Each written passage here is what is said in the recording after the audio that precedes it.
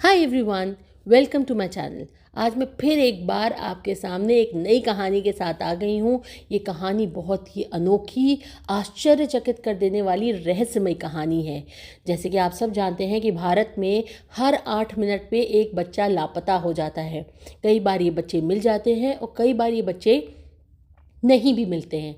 But कई cases ऐसे होते हैं जिसमें बच्चे रहस्यमयी हालत में लापता हो जाते हैं और फिर नहीं मिलते, और कई बार रहस्यमयी हालत में वापस भी मिल जाते हैं। तो आज की कहानी कुछ ऐसी ही है, कुछ अनोखी कहानी है।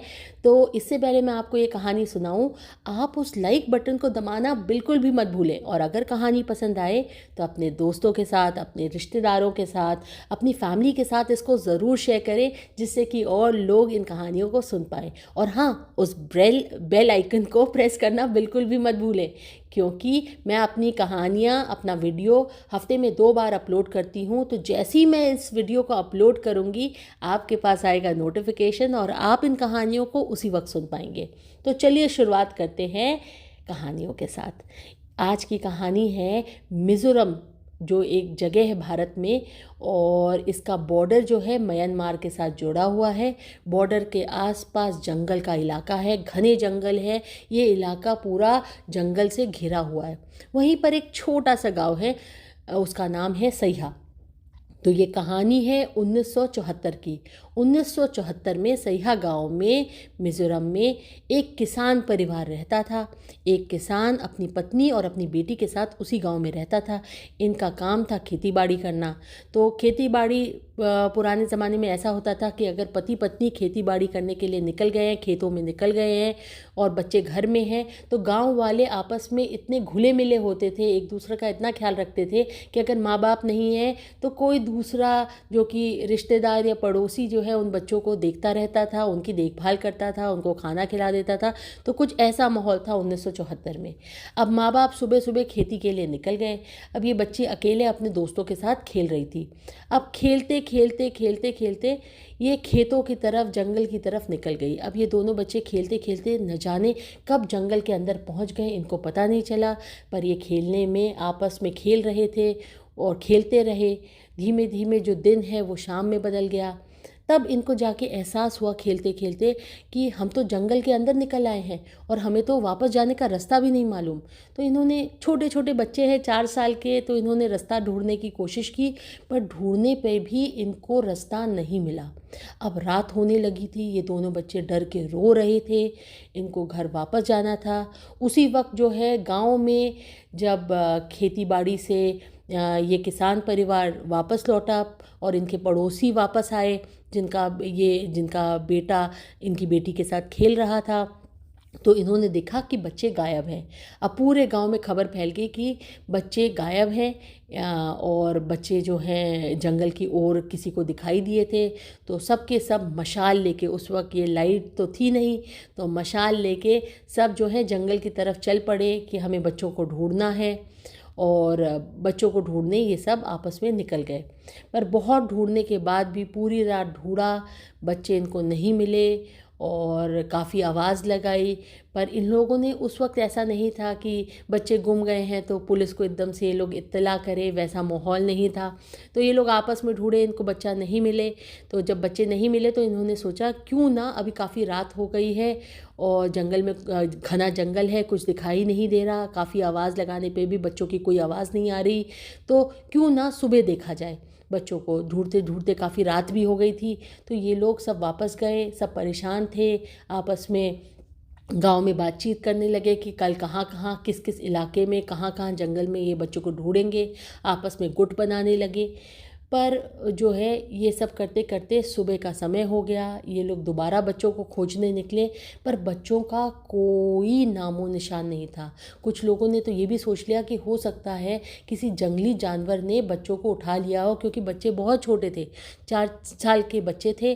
तो बहुत छोटे बच्चे हैं, कोई भालू, कोई शेर, कोई चीता बच्चे को उठा ना ले गया हो। फिर भी ये लोग गुट में आपस में जंगल में बच्चों को ढूंढते रहे, आवाज़ लगाते रहे, पर किसी भी तरह की कोई आवाज़ वापस नहीं आई। ढूंढते ढूंढते जो है एक गुट जो है नदी के किनारे पहुंचा। नदी के किनारे इन्होंने देखा कि इनको कुछ दूर से दिखाई दे रहा है। पास जाके देखे तो उनमें से एक बच्चा जो लड़का था वो नदी के किनारे बेहोश पड़ा हुआ था। तो इन्होंने बच्चे को उठाने की कोशिश की पर बच्चे को होश नहीं आया, बहुत ही मरी हुई हालत में था। उस दिन मैं आपको बता दूं कि काफ़ी बारिश हो रही थी और काफ़ी आंधी चल रही थी। तो ये लोग जो है, एक बच्चा मिल गया पर दूसरी बच्ची जो है नहीं मिल रही थी। काफ़ी खोजने पे भी तो उस एक बच्चे को लेके गांव वापस आ गए। अब गांव वापस आए, उन्होंने इस बच्चे को जो है खाना खिलाया, उठाया। जब बच्चा थोड़ा सा होश में आया, खाना खाया, थोड़ा सा ठीक महसूस कर रहा था, तो उन्होंने पूछा कि तुम्हारे साथ जो बच्ची थी वो कहाँ है। अब बच्ची का नाम है चैदी। तो चैदी कहाँ है इन्होंने पूछा। तो बेरखू जो कि लड़का था, बेरखू ने बोला कि चैदी मेरे साथ ही कल थी, हम साथ में खेल रहे थे तो जंगल में एक औरत हमें मिली। क्योंकि शाम का समय हो गया था, हम डरे हुए थे, हम रो रहे थे, हमें घर का रास्ता नहीं मिल रहा था। तो जंगल में हमें ये औरत मिली और इसने कहा कि घबराओ मत, तुम मेरे साथ आओ, मैं तुम्हें खाना खिलाऊंगी, तुम मेरे घर में कुछ देर आराम कर लेना और उसके बाद आराम करने के बाद तुम अगले दिन ही जो है अपने घर निकल जाना। रात काफ़ी हो रही थी, हम डरे हुए थे, कोई आपस में आसपास था नहीं, तो हमने सोचा कि हम इस औरत के साथ चले जाएंगे। जब हम इस औरत के साथ उसके घर गए तो उसने हमें खाना खिलाया और खाना खाते ही हम सो गए। उसके बाद मुझे पता नहीं, जब मैं सुबह उठा तो मैंने देखा कि मैं नदी के किनारे हूँ। तो ये देख के मैं डर गया और मैं बेहोश हो गया। तो अब ये हुआ कि वो कौन औरत थी। जंगल में तो कोई नहीं रहता, आसपास कोई जंगल में झोपड़ी नहीं है, कुछ नहीं है। तो इन्होंने उस बच्चे को कहा तुम हमारे साथ चलो और हमें दिखाओ कि कहाँ पर वो झोपड़ी थी, कहाँ पर वो घर था। ये बच्चे को लेके उसके साथ जंगल के अंदर गए। जहाँ बच्चा दिखा रहा था ना तो वहाँ कोई घर था, ना वहाँ कोई औरत थी। इन्होंने चैदी को बहुत ढूंढने की कोशिश की। बेरखू ने बताया भी कि यहीं पर वो झोपड़ी थी, यहीं पर जो है वो औरत हमें लेके आई थी और चैदी और मैं यहीं थे रात में। तो वहाँ पर इसने जहाँ दिखाया वहाँ पर कोई घर नहीं था, कोई झोपड़ी नहीं थी, कोई औरत नहीं थी। ये देख के सारे गांव वाले थोड़ी देर और चैदी को ढूंढने के बाद निराश होकर वापस आ गए। वापस आने के बाद गांव में ये फैल गया कि हो सकता है चैदी को कोई चुड़ैल उठा के ले गई हो। अब आप लोग मान लीजिए ये 1974 की बात है, जहाँ पर लोग भूत पिशाच चुड़ैल इस पे काफ़ी भरोसा करते थे। उनके हिसाब से जंगलों में आत्माएं रहती हैं, इन सब चीज़ों पे काफ़ी भरोसा करते थे। तो उन्हें ये लगा कि हो सकता है कोई चुड़ैल बच्ची को उठा के ले गई हो और ऐसी खबरें पूरे गांव में फैल गईं। अब माँ बाप का दिल तो माँ बाप का दिल, उसके माँ बाप हर दिन जंगल जाते अपनी बेटी को ढूंढने। ऐसे कई साल बीत गए पर उनकी आशा नहीं टूटी, वो हमेशा जंगल जाते अपनी बेटी को ढूंढने, पर उनको उनकी बेटी नहीं मिली। अब काफ़ी सालों बाद जंगल से खबर आने लगी। जो भी जंगल जाता वो आके गांव में बतलाता कि हमने जंगल में एक लड़की देखी है, एक औरत देखी है जिसके लंबे लंबे बाल हैं, बड़े बड़े नाखून हैं और वो बिना कपड़ों के जंगल में घूमती है और कई बार लोगों पे हमला कर देती है। ये सुन के एक बार को चैदी के माँ बाप को लगा कि हो सकता है ये हमारी बेटी हो। पर गांव में क्योंकि उस वक्त भूत पिशाच और इसके बारे में चीज़ें बोली जाती थी, तो लोगों ने कहा नहीं नहीं, इतनी छोटी बच्ची इतने सालों तक कहाँ जंगल में ज़िंदा रह पाएगी, ये कोई चुड़ैल ही है, या हो सकता है ये वही औरत हो जो चैदी को उठा के ले गई हो। तो ये कोई भूत पिशाची होगी और जो है बच्ची इतने दिन तक ज़िंदा, इतने सालों तक ज़िंदा जंगल में अकेले नहीं रह सकती। अब क्या हुआ कि माँ बाप को आशा थी, वो फिर भी इस औरत को ढूंढने जंगल में निकले, पर इस औरत का जिसे सब देख रहे थे कोई नामो निशान नहीं था। बहुत ढूंढने पे भी ये औरत या उनकी बेटी चैदी, जो कि अब थोड़ी और बड़ी हो गई होगी, वह उन्हें नहीं मिली। क्योंकि अभी 15 साल बीत चुके थे, 10-15 साल बीत गए थे और इन्होंने काफ़ी कोशिश की। लड़की बड़ी भी हो गई होगी पर ऐसी कोई लड़की इनको जंगल में नहीं दिखी। ऐसे ही कुछ और साल बीत गए, खबरें आती रहीं ऐसी किसी औरत की, लोग ये सोचते रहे कि ये कोई चुड़ैल होगी। और इन खबरों के साथ साल बीतते गए। अब आप सोच लीजिए, वो लड़की 4 साल की थी, अब 38 साल हो गए। वो 1974 में खोई थी। अब हम बात कर रहे हैं 2012। अब 2012 में क्या हुआ कि म्यांमार में चैदी के माँ बाप के कोई रिश्तेदार रहते थे, रिश्तेदार के रिश्तेदार रहते थे। तो वो म्यांमार से मिज़ोरम सैया गांव ऐसे घूमने फिरने आ रहे थे। तो क्या हुआ कि खाने का इंतज़ाम हुआ और चैदी के माँ बाप, रिश्तेदार और रिश्तेदार के रिश्तेदार जो कि म्यांमार से आ रहे थे, वो आपस में मिले। रात में इन लोगों ने खाना वाना खाया। खाना वाना खाते खाते अचानक से वो जो रिश्तेदार थी उसने बोला कि चैदी के पिता को बोला कि आपकी शक्ल एक औरत से मिलती है जो कि मेरे घर में रहती है, इसे मैंने 4 साल पहले जो है गोद लिया था। अब बाप ने पूछा कि कहाँ आपको ये औरत मिली? तो उस औरत ने बताया कि ये लड़की मुझको हमारे गांव के, म्यांमार में गांव के कब्रिस्तान में मरी हुई हालत में बिना कपड़ों के मिली।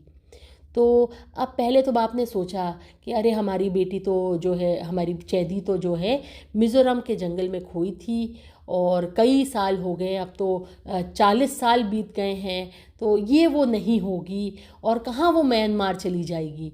तो उसने ये सोचा, पर फिर भी उसके मन में था कि क्यों ये औरत बोल रही है कि उस लड़की की शक्ल मुझसे मिलती है। तो इसने उस औरत से कहा कि क्या मैं उस लड़की से मिल सकता हूँ? तो इस औरत ने कहा ज़रूर, आप बिल्कुल उस लड़की से मिल सकते हैं। तो चैदी के माँ बाप ने अपनी कहानी बताई कि कैसे उनकी लड़की 4 साल की थी और 1974 में जंगल में खो गई। तो ये सुन के उस औरत ने कहा आप बिल्कुल मेरे साथ चलिए म्यांमार और उस लड़की से मिलिए।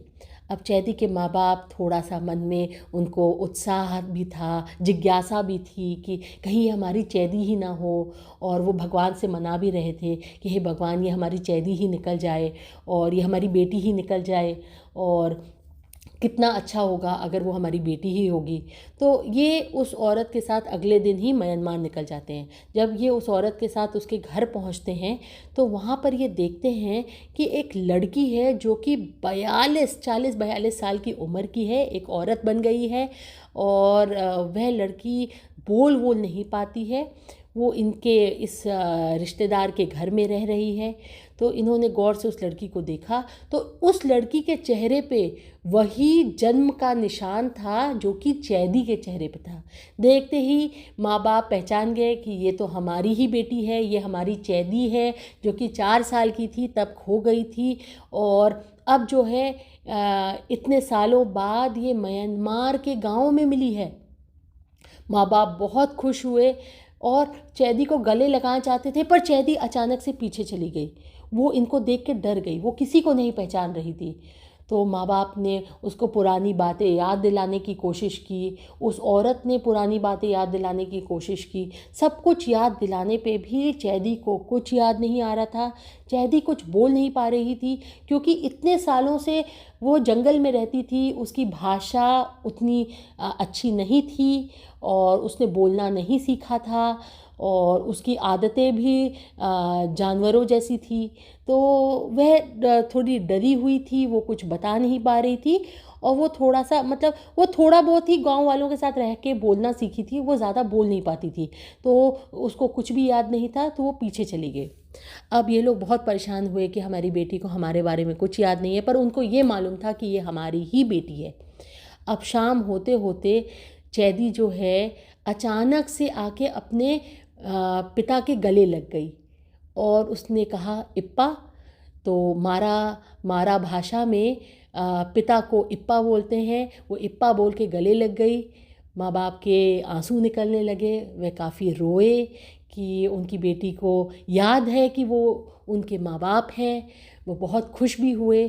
फिर उन्होंने वहाँ के लोकल ऑफिशियल्स को ये बात बताई कि ये हमारी बेटी है, ये 4 साल की थी, 1974 में जंगल में खो गई थी, आज हमें मिली है, उसके बारे में बताया। तो वहाँ के लोकल, म्यांमार के लोकल ऑफिशियल्स ने उसको माँ बाप की मदद की जिससे कि वह अपनी बेटी को लेके वापस भारत आ सके।